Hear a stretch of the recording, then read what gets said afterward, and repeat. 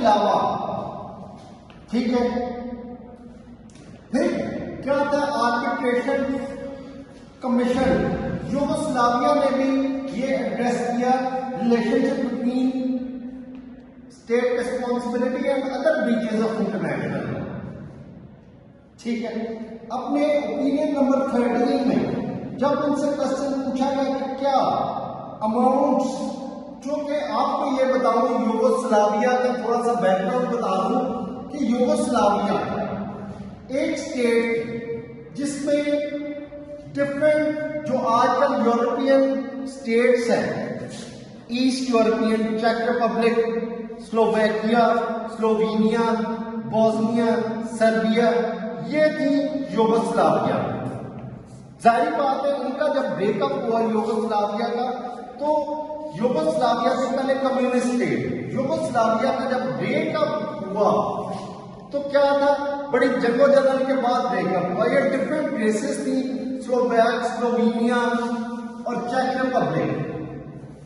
ठीक है, इस केस में क्या था, आर्बिट्रेशन कमीशन ऑन यूगोस्लाविया के केस में ये भी रिलेशनशिप डिस्कस हुआ between state responsibility and other branches of international law. अपने ओपिनियन नंबर 13 में आर्बिट्रेशन कमीशन और यूगोस्लाविया से जब क्वेश्चन हुआ वेदर के अमाउंट्स जो कि ब्रॉड डैमेज की मद में आते हैं वो क्या इफेक्ट कर सकते हैं distribution of assets and debts, जो कि सक्सेशन प्रोसेस, सक्सेशन प्रोसेस किसी यूगोस्लाविया का सक्सेशन प्रोसेस, जो दीगर स्टेट्स थी स्लोवेनिया, स्लोवेकिया, वो सक्सीड हुई थी यूगोस्लाविया से। यूगोस्लाविया की प्रेडिसेसर स्टेट, तो ये क्या थी, successor state, Bosnia, Herzegovina, Serbia, Slovakia, Slovenia, चेक रिपब्लिक। ठीक है, उस केस में क्या कहा था कि ये क्या सक्सेशन प्रोसेस में जो सक्सेसर स्टेट्स थे उनका क्या ये इफेक्ट करेगा जो फॉर्मर यूगोस्लाविया की सक्सेसर स्टेट्स थी।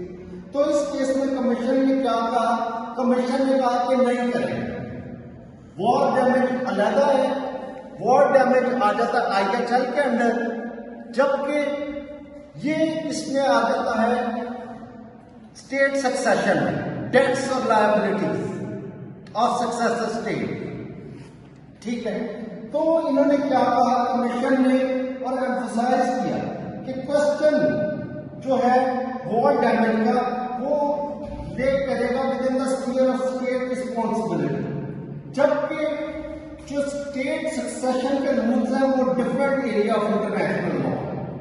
और इन्होंने कहा कि ये जो दो अलग अलग एरियाज है इन्हें अलग से डील करना पड़ता है। क्लियर हो गया इधर तक। इसके अलावा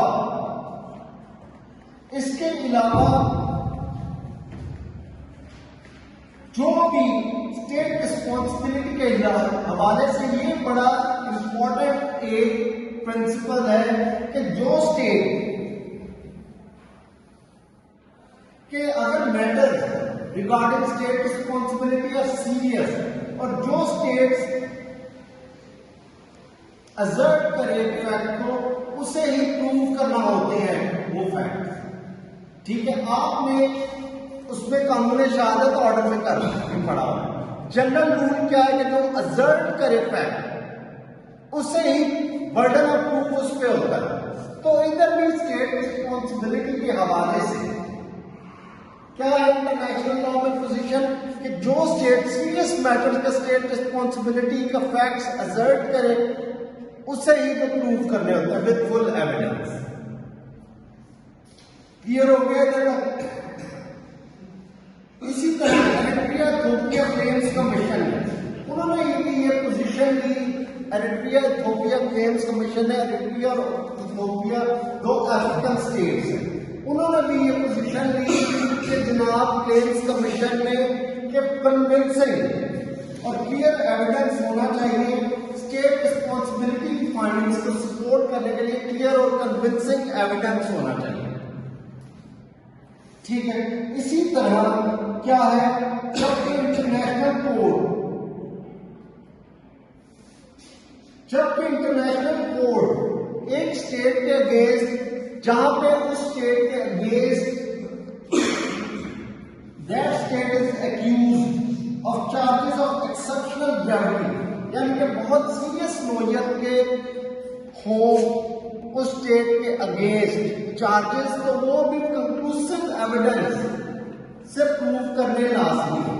ठीक है, अब क्या है, इसके अलावा wide range of state responsibility को देखते हुए जो यूएन है, जो इंटरनेशनल लॉ कमीशन है, वो उन्होंने बहुत वर्क किया स्टेट रिस्पॉन्सिबिलिटी के टॉपिक।